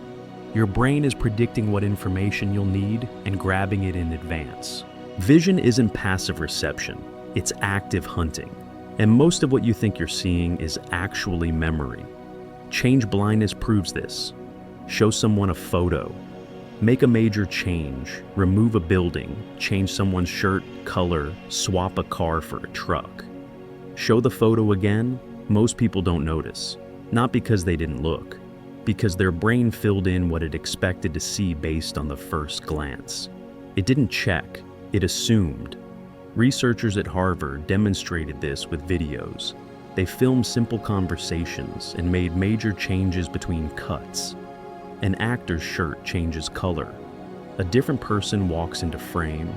Objects on the table appear and disappear. About 50% of viewers miss these changes completely. Your visual system is lazy. It samples. It assumes. It only checks the details when something seems off. The rest of the time, it's running on autopilot using memory and expectation to fill in the gaps, which means most of what you see isn't out there. It's in here, in your head, constructed on the fly from fragments of data and lots of educated guesses. Light itself is strange. It's both a wave and a particle, though it's not really either. It's something quantum mechanics can describe mathematically, but can't explain intuitively. Photons don't experience time. From a photon's perspective, it's emitted and absorbed in the same instant, even if it travels for billions of years across the universe. This is the light entering your eyes right now. Timeless packets of energy that left a light bulb or a screen, bounced off a surface and struck your retina. Each photon triggering a cascade of chemical reactions in your rods and cones. Each reaction converted into an electrical signal sent down your optic nerve to your visual cortex. And somewhere in that process, electricity becomes experience. Photons become colors. Physical becomes phenomenal. No one knows how. Not really. It's called the hard problem of consciousness. You can map every neuron, trace every signal, describe every chemical reaction.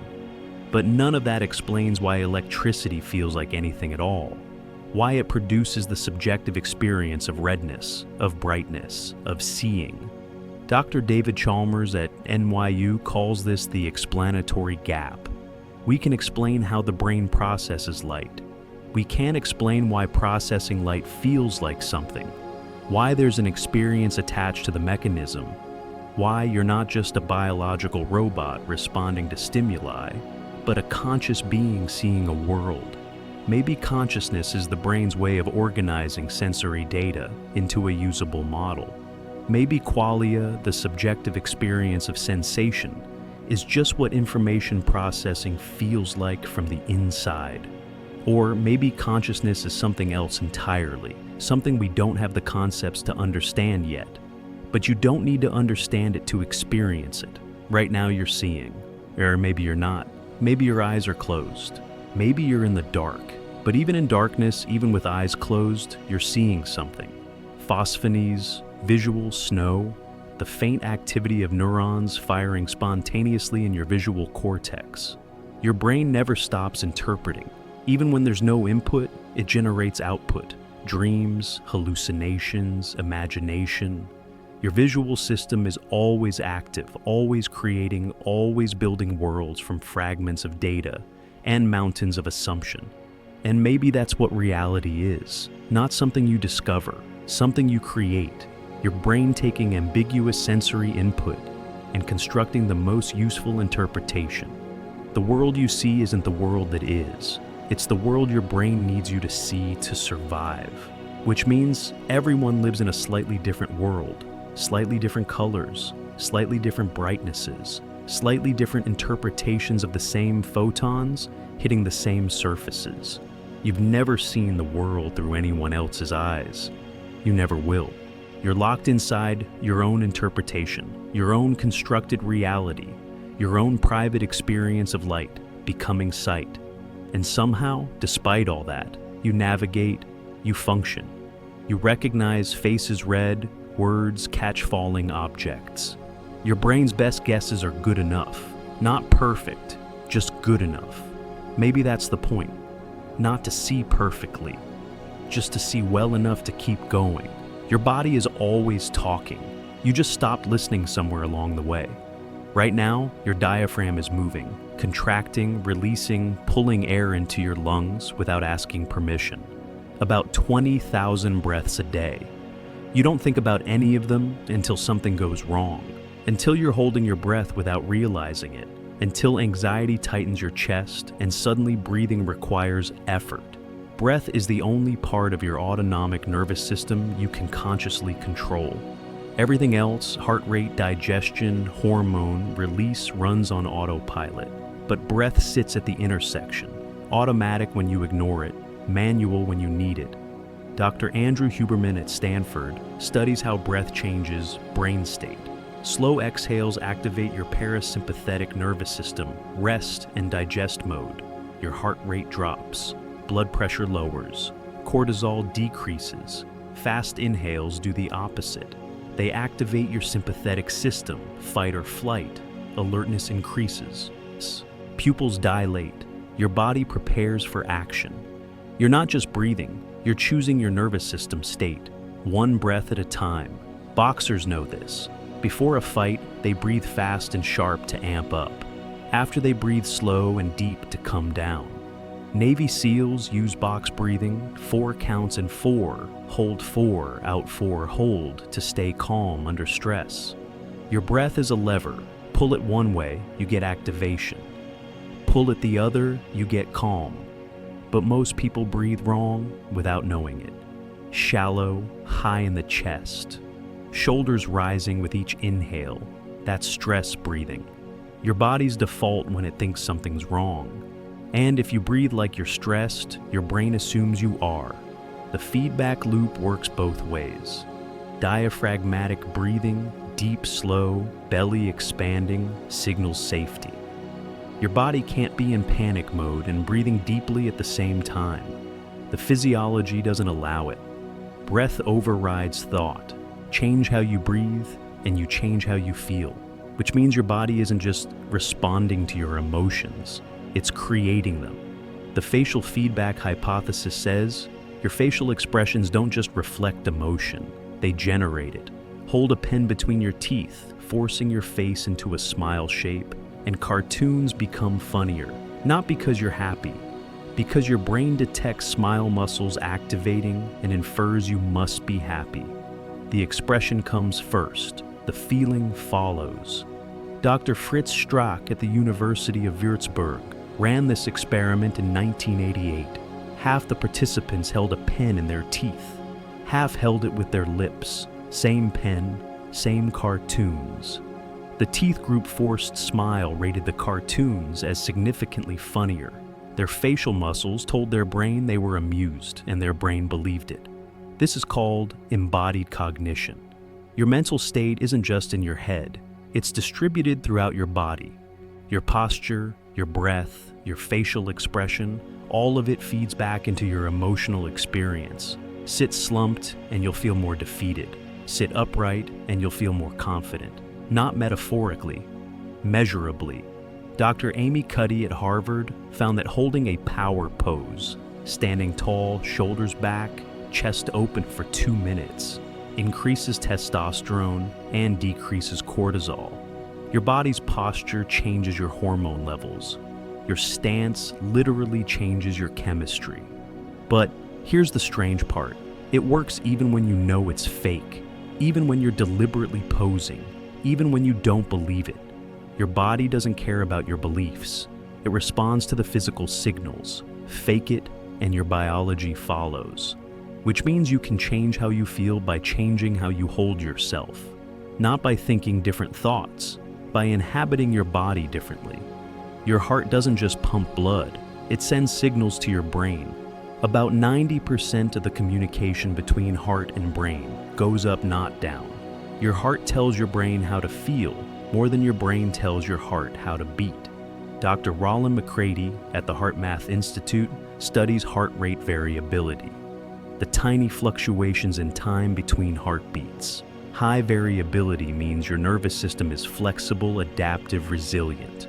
Low variability means you're stuck, rigid, less able to respond to stress. And here's what changes heart rate variability: emotion.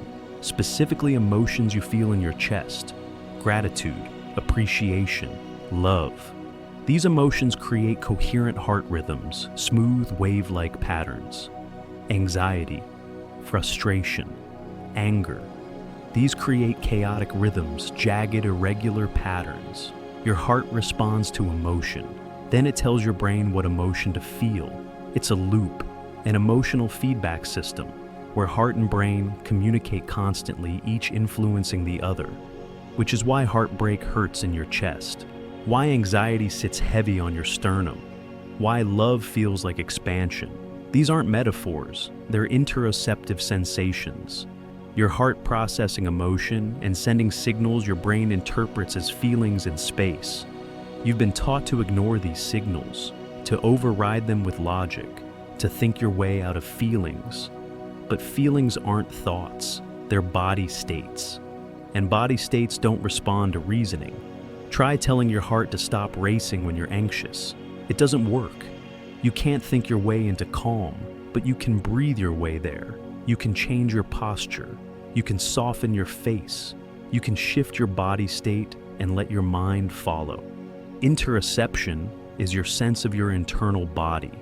Hunger, thirst, temperature, heart rate, breath, the pressure in your bladder, the tension in your muscles. Some people are highly interoceptive. They feel every flutter, every shift. Others barely notice until something's screaming. Dr. Hugo Critchley at the University of Sussex found that people with better interoception also have better emotional awareness. They can name what they're feeling more accurately. They know when they're stressed before stress becomes a problem. They notice their body's signals early and adjust. But most people don't develop this skill. They're taught to ignore their bodies, to push through discomfort, to override fatigue, hunger, pain, to treat the body as a machine that should work without complaint. And the body does work, for a while, until it doesn't. Until ignored signals become loud signals. Until muscle tension becomes chronic pain. Until stress becomes illness. Until the body stops asking and starts demanding. Your stomach is called the second brain for a reason. The enteric nervous system, the network of neurons lining your gut, contains about 500 million neurons, more than your spinal cord. It produces 90% of your body's serotonin. It communicates with your brain via the vagus nerve, sending more signals up than it receives down. This is the gut-brain axis, and it's bidirectional. Stress affects your digestion, but gut health also affects your mood. People with irritable bowel syndrome are more likely to have anxiety and depression, not because the digestive problems make them sad, because the gut and brain share the same neurotransmitters. Inflammation in the gut creates inflammation in the brain. The gut sends distress signals, and the brain interprets them as anxiety, which is why you get butterflies when you're nervous, why anxiety feels like nausea, why gut feelings are feelings in your gut. Your digestive system is processing emotion, not just food. And this is why ignoring your body doesn't work. Your body is always processing, always signaling, always communicating through sensation what your mind might not have words for yet. Chronic pain is often emotion that couldn't be felt, trauma stored in tissue, your body holding tension that your mind couldn't process. Dr. John Sarno at NYU spent decades treating chronic pain by addressing emotional factors. Many of his patients recovered not through physical therapy, but through acknowledging repressed emotions. The pain was real. The cause was emotional. This doesn't mean pain is imaginary. It means pain is complex. It's a signal. And sometimes the signal isn't about tissue damage. It's about stress, fear, unresolved emotion.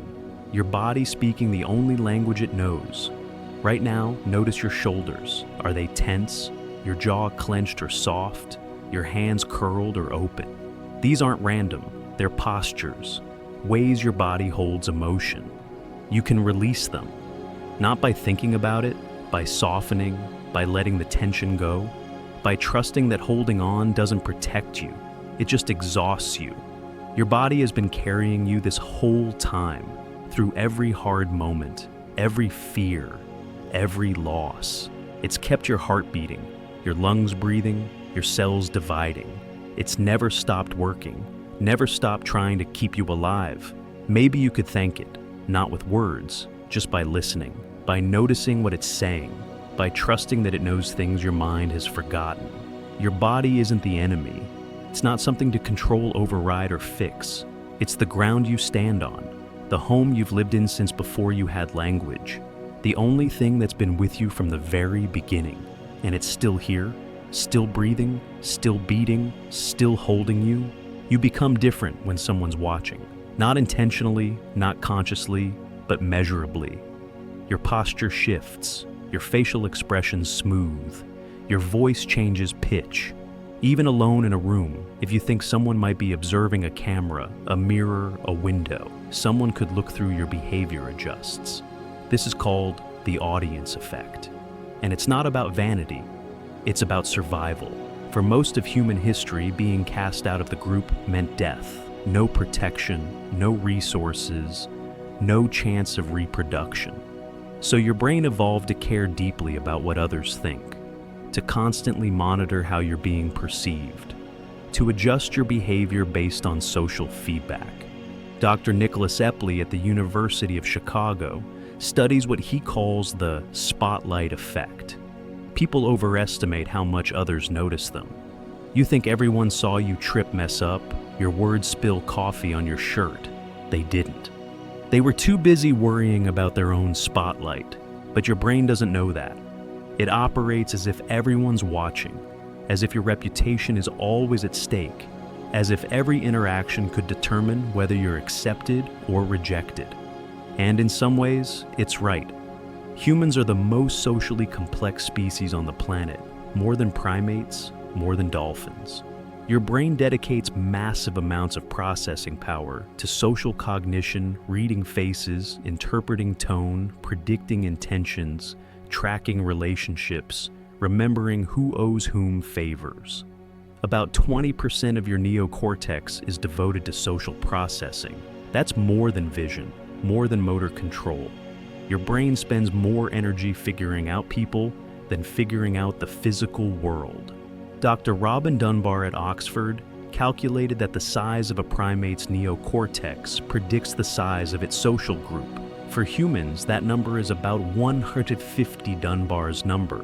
That's roughly how many stable relationships your brain can maintain. Beyond that, people become acquaintances, not friends. You don't have the cognitive capacity to track more.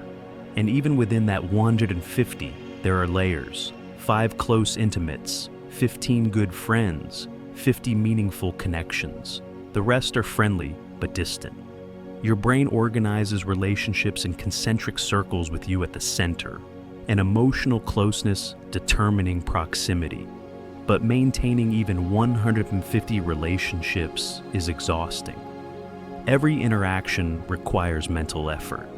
Reading cues, adjusting tone, remembering context, navigating unspoken rules. This is why small talk drains some people. It's not trivial. It's complex social computation disguised as casual conversation. Introverts and extroverts differ not in sociability, but in how their brains process social reward. Dr. Deborah Johnson at the University of Iowa used PET scans to measure brain activity during social interaction. Extroverts showed more activity in dopamine reward regions. Social interaction felt rewarding. Introverts showed more activity in areas associated with internal processing. Social interaction requires more effort for less reward. Neither is better. Both are strategies. Extroverts gather information by engaging broadly. Introverts gather information by observing deeply. Different wiring, different needs. Same goal: navigate the social world successfully. But here's the paradox. You need other people to survive, but other people are also your greatest source of stress. Social evaluation activates your threat response. Public speaking, standing in front of a group, being watched, being judged, triggers the same physiological response as physical danger. Heart rate spikes. Cortisol floods your system. Your amygdala lights up. Your brain treats social rejection as a survival threat because historically it was. Dr. Sonia Lupien at McGill University identified the formula for stress, novelty, unpredictability threat to ego and sense of control: nuts. Social situations hit all four. Meeting new people: novelty. Will they like you? Unpredictability. Could you be judged? Threat to ego. Can you control their opinion? No, your brain doesn't distinguish between a lion chasing you and a room full of people judging you. Both trigger fight or flight. Both feel like life or death. Because for your ancestors, they were. But humans didn't just evolve to fear judgment. They evolved to crave it. Being seen, truly seen, is one of the deepest human needs. Not observed, seen, known, understood. The difference is intimacy. You can be observed by thousands and feel completely alone. You can be seen by one person and feel entirely held. Dr. Daniel Siegel at UCLA calls this feeling felt.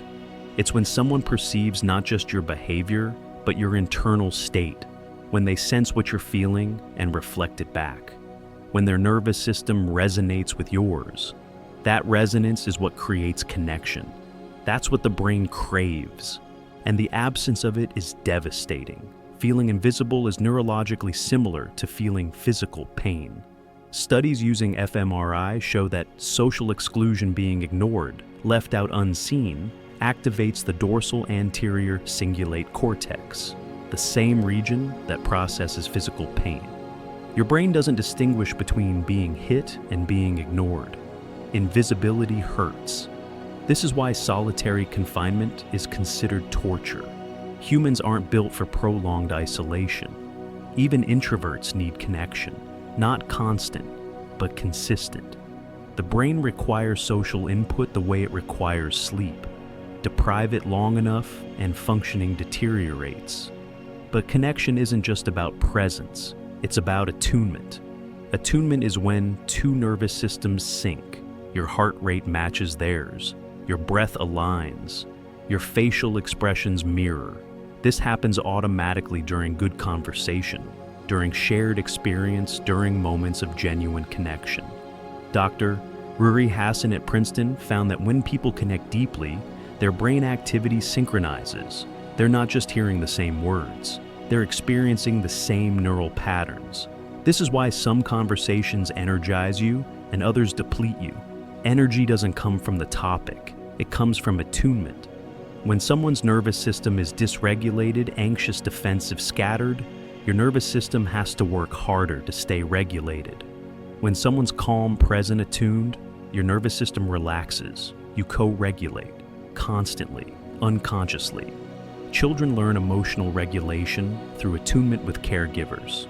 A baby cries, the caregiver responds calmly, soothingly. The baby's nervous system learns distress can be soothed. Emotion is temporary. Help is available.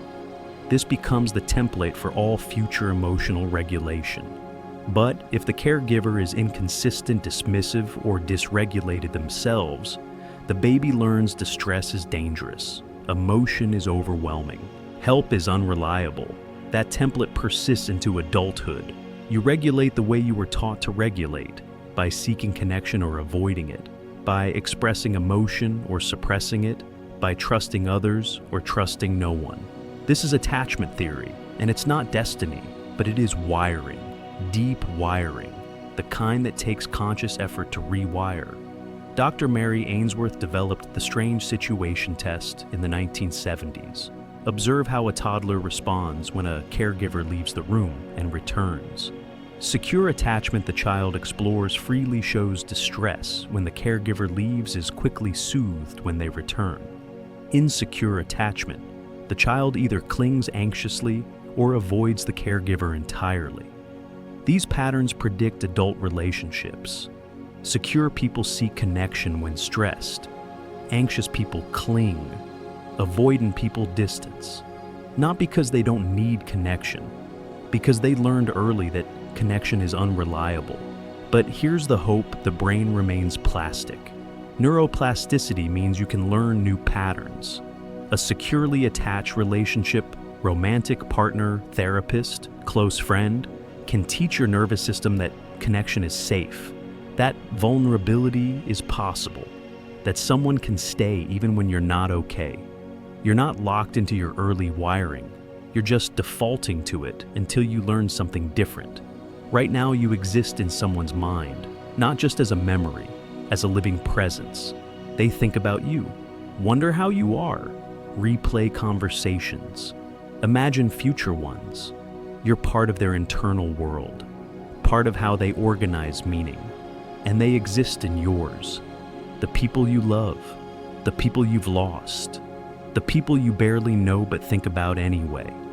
They all live inside you, shaping your thoughts, influencing your choices, creating the social fabric that holds you. You're never alone, not completely. You're always connected, always part of a web of relationships, some close, some distant, all real, and maybe that's enough. Not that you don't need more connection, not that loneliness isn't real, but that even in isolation you're held by the minds that hold you, by the people who see you, who remember you, who carry you with them. You're not invisible, you're just not always aware of being seen. There's a moment between waking and sleeping where you're neither. Your thoughts start to blur, logic dissolves, images appear that don't make sense. A purple door in your childhood home, a conversation with someone who's been gone for years, a landscape that feels familiar but exists nowhere. These are hypnagogic hallucinations. Your brain testing dream logic while you're conscious enough to notice. Dr. Andreas Mavromatis at Brunel University studied this threshold state. He found that during the transition to sleep, your brainwaves shift from beta, fast alert focused, to alpha, then theta.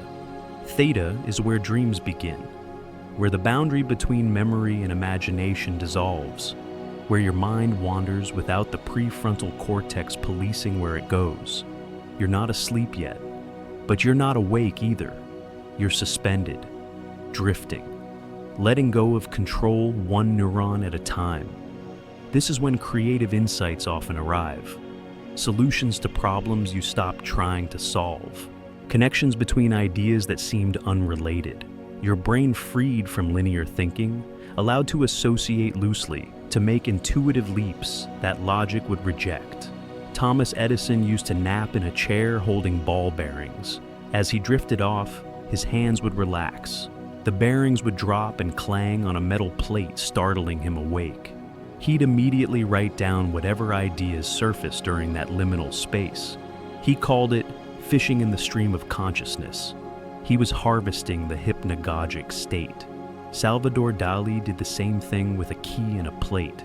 The clang would wake him at the edge of sleep, and he'd paint whatever surreal images lingered. He wasn't inventing those images. He was catching them as they emerged from the pre-dream state. Your brain doesn't turn off when you sleep. It reorganizes. It consolidates memories, moving them from temporary storage in the hippocampus to long-term storage in the cortex. It strengthens important neural connections and prunes the ones you don't use. It processes emotions, replaying difficult experiences until they lose some of their intensity. Dr. Matthew Walker at UC Berkeley calls sleep overnight therapy. Your brain takes the emotional charge out of memories, not by forgetting them, but by separating the facts from the feelings. By morning, the memory remains, but it hurts less. This is why sleep deprivation amplifies emotion. When you don't sleep, your amygdala, the brain's emotional center, becomes 60% more reactive. Small frustrations feel overwhelming. Minor disappointments feel catastrophic. Your brain can't regulate emotion without sleep. It needs the overnight processing to recalibrate. And yet, you resist. You stay awake scrolling, watching, reading, anything to delay the moment of surrender. Because falling asleep requires trust. Trust that you'll wake up. Trust that the world will be there in the morning. Trust that letting go is safe. Some nights that trust comes easily. Other nights it doesn't. Anxiety loops, thoughts spiral. Your body is exhausted, but your mind won't stop. This is hyperarousal, your nervous system stuck in alert mode, unable to downshift into rest. Dr. Michael Perlis at the University of Pennsylvania studies insomnia. He found it's not about inability to sleep, it's about inability to stop trying to sleep. The effort keeps you awake. The worry about not sleeping prevents sleep. Your brain treats sleeplessness as a problem to solve, which activates problem-solving circuits, which keeps you alert. The paradox is that you can't force sleep. You can only allow it. You have to stop trying and start trusting. Let your body do what it knows how to do. Right now, your adenosine levels are high. The molecule that signals tiredness has been building all day.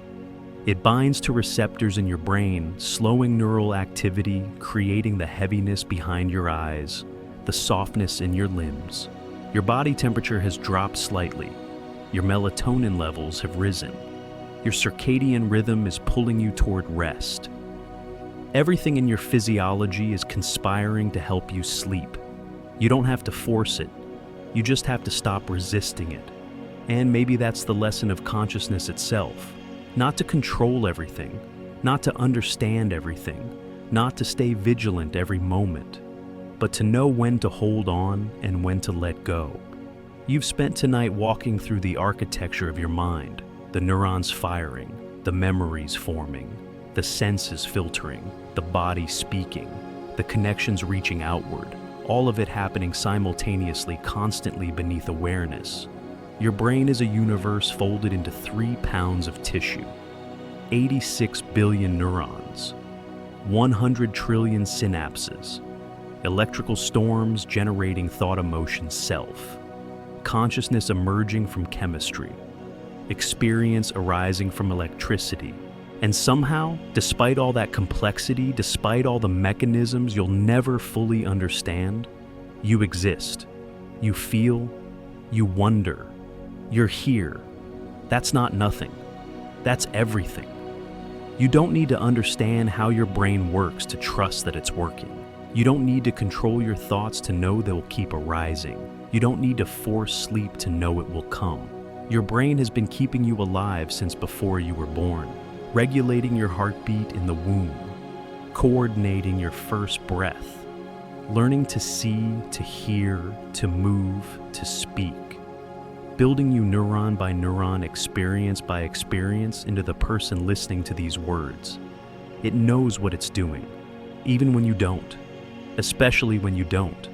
So maybe tonight you could let it do its work. Let your thoughts drift where they want to drift. Let your body sink where it wants to sink. Let sleep arrive when it arrives, without chasing it, without fighting it. You've been holding so much, carrying so much, trying to figure out so much. And your brain has been right there with you, processing it all, storing what matters, releasing what doesn't, keeping you going. Maybe it's time to rest, not because you've solved everything, not because you understand everything, but because rest is what happens when you stop demanding answers and start trusting the questions. The world will be here tomorrow. Your thoughts will be here tomorrow. The work will be here tomorrow. Everything you're worried about will wait. But right now in this moment, you can breathe. You can close your eyes. You can let the weight of the day drain away. You're safe. You're here. You're enough. Sleep well. Dream gently. Good night.